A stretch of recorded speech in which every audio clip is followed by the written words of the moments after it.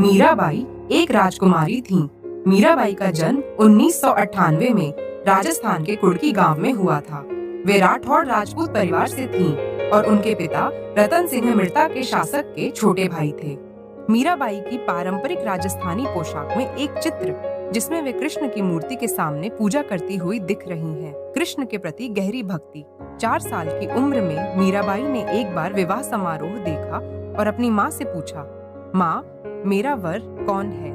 माँ ने हंसते हुए कृष्ण की मूर्ति की ओर इशारा किया और कहा, मीराबाई, कृष्ण तुम्हारे पति हैं। इसके बाद मीराबाई ने कृष्ण की पूजा और भक्ति में अपना जीवन समर्पित कर दिया।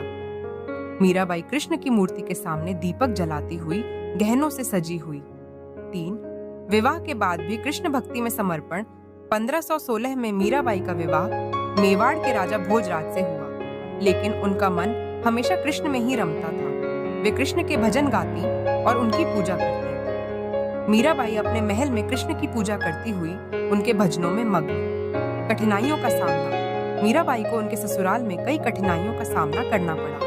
एक बार उन्हें विष से भरा प्याला भेजा गया, लेकिन उन्होंने उसे बिना किसी भय के पी लिया और जीवित रही। मीराबाई विष का प्याला पीते हुए कृष्ण की छवि के साथ वृंदावन की ओर प्रस्थान। कई कठिनाइयों के बाद मीराबाई ने वृंदावन की ओर प्रस्थान किया, जहां उन्होंने कृष्ण की भक्ति में अपना जीवन समर्पित किया।